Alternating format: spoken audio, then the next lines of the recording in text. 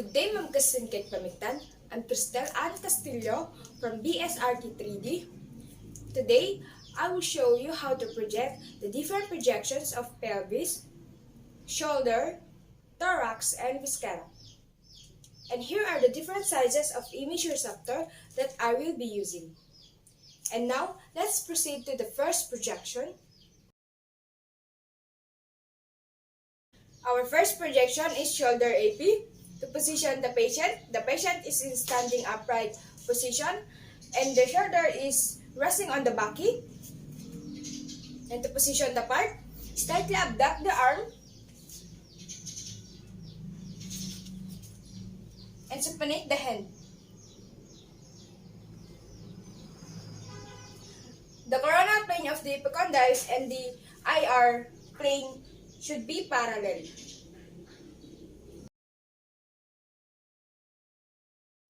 The central ray is perpendicular to the IR, directed to the middle portion of the humerus and the center of the IR. And the structure shown demonstrate the bones and the soft tissues of the upper arm. Our next projection is transthoracic lateral projection. To position the patient is in standing position. And to position the part, move the opposite arm towards the head and rest the forearm on the head and elevating the shoulder as much as possible. The mid-coronal plane should be in 90 degrees. Relationship with the IR, and don't move the injured arm. It should be down and in a normal relaxed position.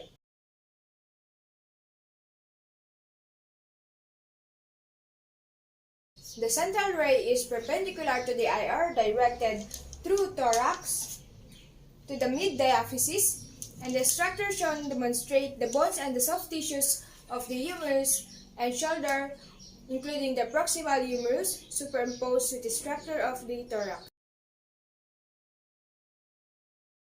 Our next projection is inferior-superior axial Lorentz method. And to position the patient should be in supine position and elevate the head and the shoulder and the elbow. And to position the part, abduct the arm of the affected side at the right angle of the long axis of the body. And keep the humerus in external rotation. And place the head away from the affected side and place the IR against the affected side.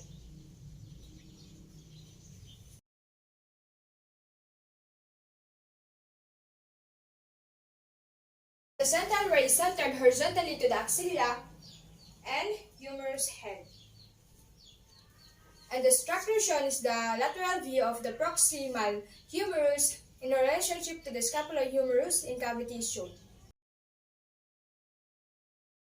Next projection is Rafford method. To position the patient should be in supine position. And to position the part, externally rotated the extended arm until the hand forms in 45 degrees oblique.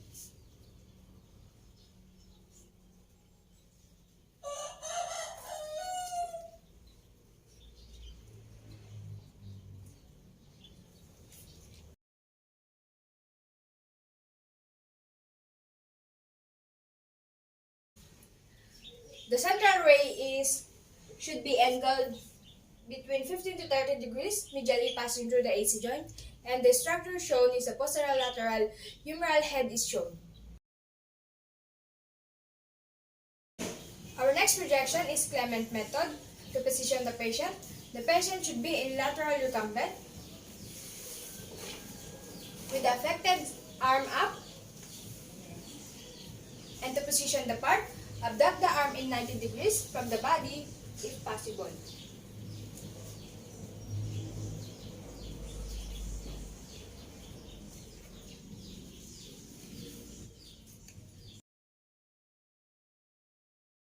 The central ray is direct horizontal to the CR perpendicular to the IR. And the structure shown is the lateral view of the proximal humerus in relationship to the scapulohumeral cavity is shown. Our next projection is West Point method. To position the patient should be in prone position with pad beneath the affected shoulder and abduct the shoulder in 90 degrees with elbow flex and elbow forearm to hang truly over the side of the table.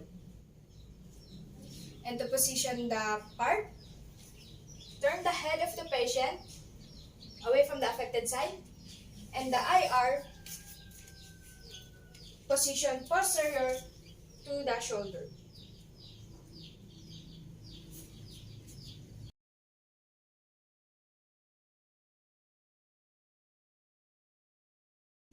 The central ray is directed to the axilla from inferior to superior with 25 degrees downward angulation.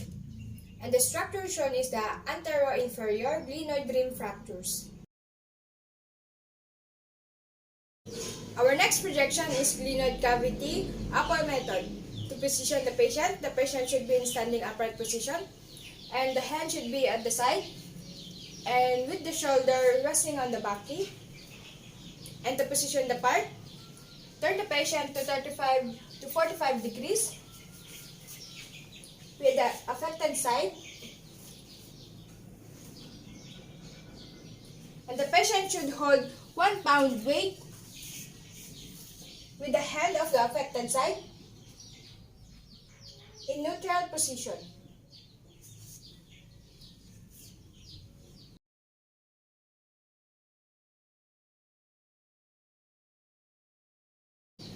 The central ray is perpendicular to the IR at the level of the coronoid process, and the structure shown demonstrate the scapulohumeral joint articulation. Our next projection is glenoid cavity Gracie method. To position the patient is in standing upright position, and to position the part, elevate the shoulder and hip, or turn the body about 35 or more than 45 degrees of the affected side. The degree of rotation is adjusted by placing the scapula parallel to the plane of the IR. Abduct the head slightly in internal rotation and rest the palm on the abdomen.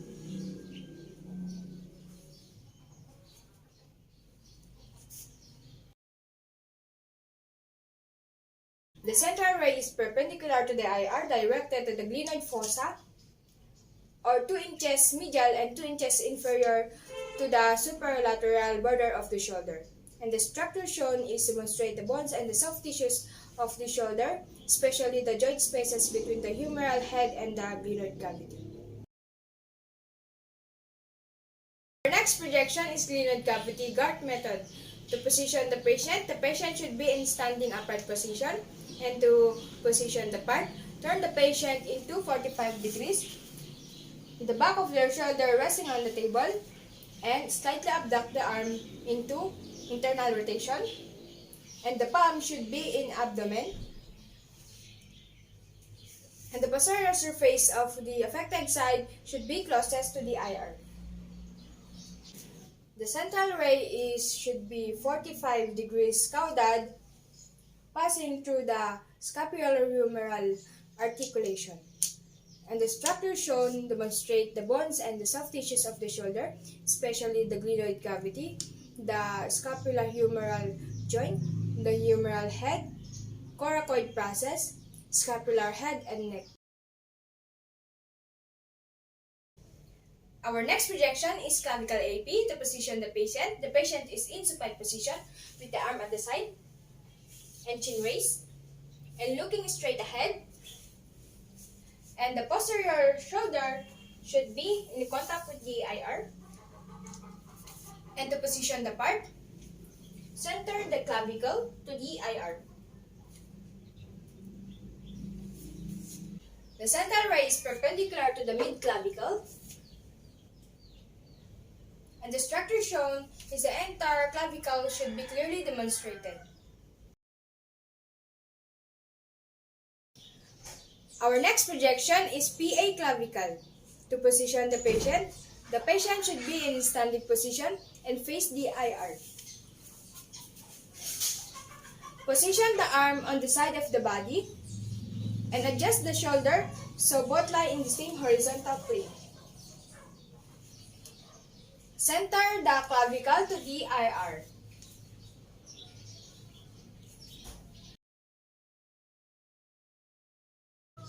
The central ray is perpendicular directed to the clavicle, and the structure shown demonstrates the lateral portion of the clavicle projected above the scapula. Position the patient is in supine position with the arm at the side and chin raised and looking straight ahead, and the posterior shoulder should be in contact with the IR. And to position the part, center the clavicle to the IR.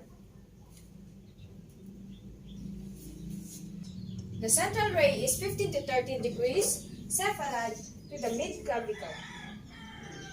And the structure shown is the entire clavicle should be clearly demonstrated. Our next projection is lordotic method. To position the patient is in standing position. And to position the part, have the patient step 1 foot in front of IR and have the patient lean backward.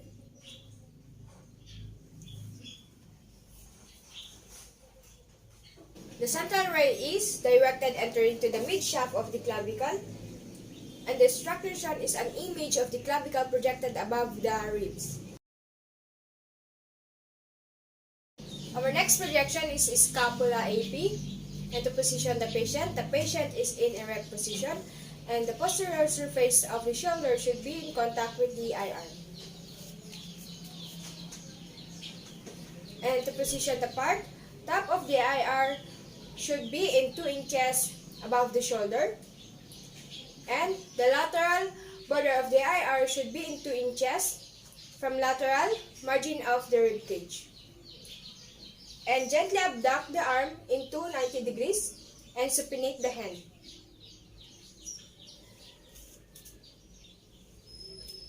The central ray is perpendicular to the mid-scapula, 2 inches inferior to the coracoid process or to the level of axilla, and approximately 2 inches medial from the lateral border of the patient. And the structure shown is the lateral portion of the scapula is free of superimposition. Our next projection is scapula lateral. To position the patient is in erect position and face patient towards the IR in an anterior oblique position.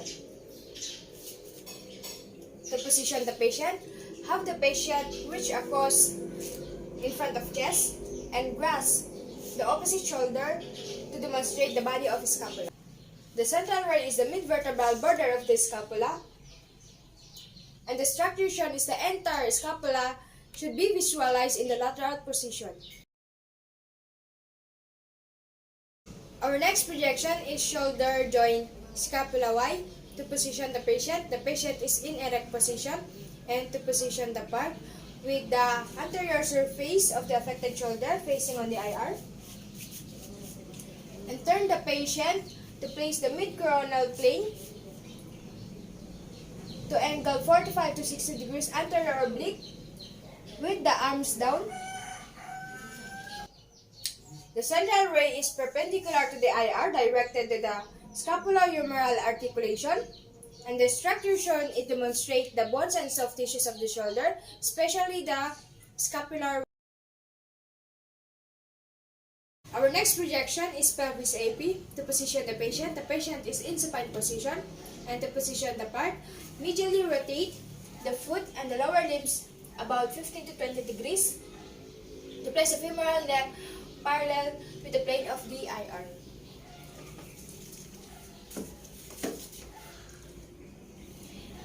And heels should be in 8 to 10 inches apart. And make sure that the pelvis is not rotated. The central ray is perpendicular to the midline of the body of the patient, about 2 inches inferior to the axis and 2 inches superior to the pubic symphysis. And the structure shown also demonstrate the head, the neck, trochanter's, and the proximal 1/3 or 1/4 shaft of the femur. Our next projection is the annulus mirror. To position the patient is in supine position.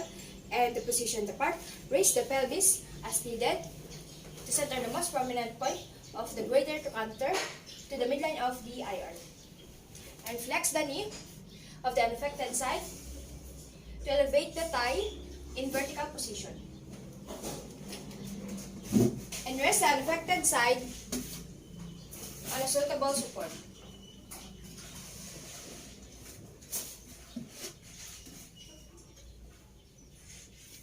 The central ray is perpendicular to the long axis of the femoral neck, and the structure shown is the femoral head, neck, trochanters of the femur, and the hip joint with acetabulum. Our next projection is Clement Nakayama method. To position the patient is in supine position with the affected side near the edge of the radiographic table. And to position the part, rotate the limb internally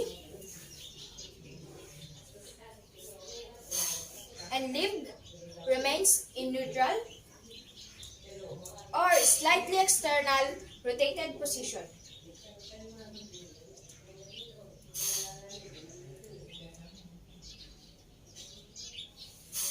The central ray is directed 15 degrees posteriorly and aligned perpendicular to the femoral neck. And the structure shown is the hip joint with acetabulum, femoral head, neck, trochanters with the lateral profile. Our next projection is apiaxial pelvic inlet. To position the patient is in supine position and provide a pillow for the head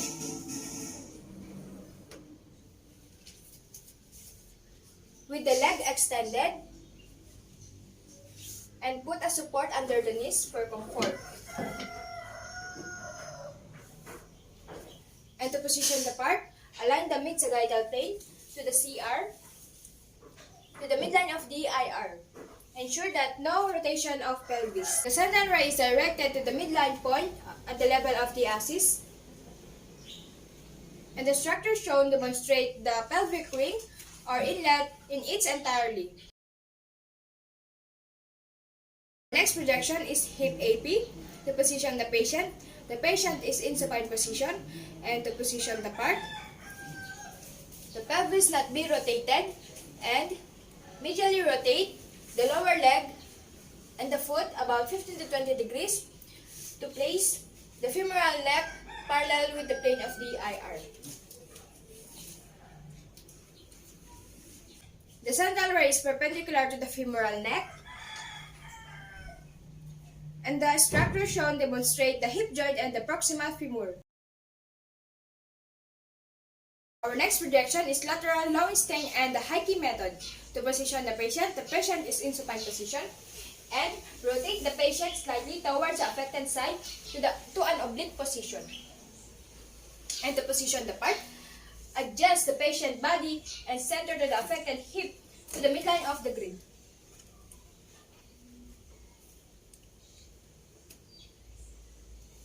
And flex the affected side and extend the opposite limb and support it to the hip level and under the knee. The central ray is perpendicular to the hip joint, which is located midway between the axis and the pubic symphysis for the Lowenstein method. And a cephalic angle is about 20 to 25 degrees for the Heike method. Our next projection is upper anterior ribs. To position the patient is in upright position and then placed to the mid-sagittal plane to the body of the patient and center to the grid to avoid repeating exposure. The central ray is directed perpendicular to the level of T7 And the structure shown, it demonstrates the floating ribs or the ribs is usually lies below the diaphragm.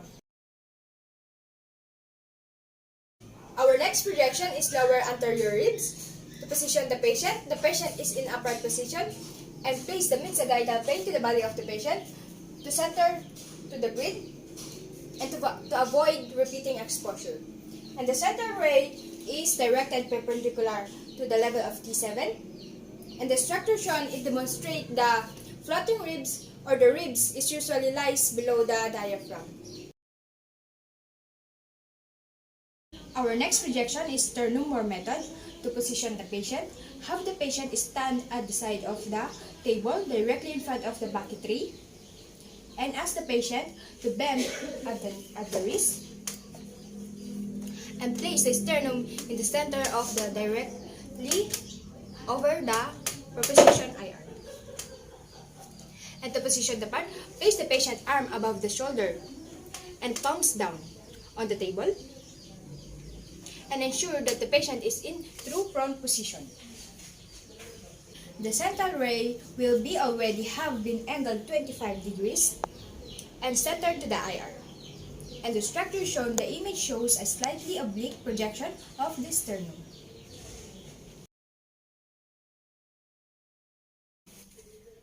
Our next projection is SC joint, central ray angulation method.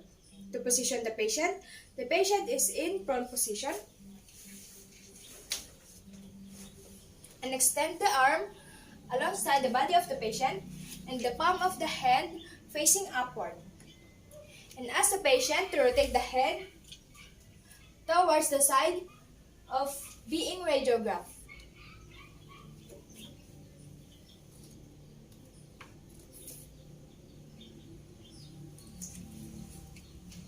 The central ray is directed to the midpoint of the IR at an angle of 15 degrees towards the mid-sagittal plane. And the structure shown is a slightly oblique image of the SC joint is shown. Our next projection is the SC joint body rotation method. To position the patient is in prone position and place the body of the patient in oblique angle to project the vertebrae well behind the SC joint is closest to the IR. The angle is about 10 to 15 degrees and adjust the body to center the joint in the midline of the grid. The central ray is perpendicular to the SC joint closest to the IR. And the structure shown is slightly oblique of the image of the SC joint is shown. Our next projection is AP person AC joint. To position the patient is in upright position, and to position the part, the midline of the IR lies at the level of the AC joint. And ensure that the body weight is equally distributed on the feet to avoid rotation, and with the patient arm is hanging by the side. The central ray is perpendicular to the midline of the body at the level of the AC joint. And the structure shown is the bilateral image of the AC joint are shown. Our next projection is chest AP. To position the patient is in supine position and with a pillow under the head and center to the table. And to position the part, the top of the lung should be visible and show the both casophrenic angle and the lower part of the diaphragm. The central ray is perpendicular to the long axis of the sternum and center of the cassette. And the structure shown is to evaluate the chest cavity and the lung. Our next projection is chest PA. To position the patient should be in standing position and make sure that the shoulder presses forward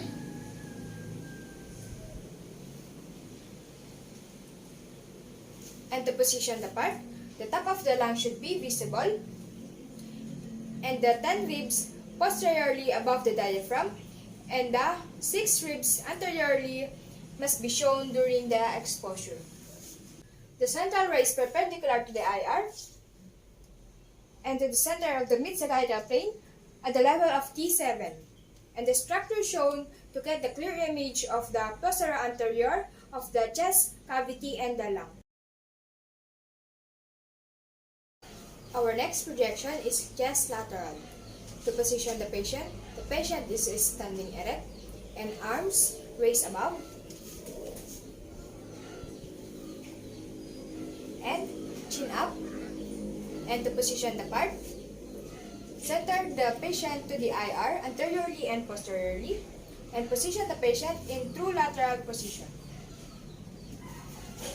The central ray is directed to the mid-thorax at the level of T7, and the structure shown demonstrate the lateral image of the chest.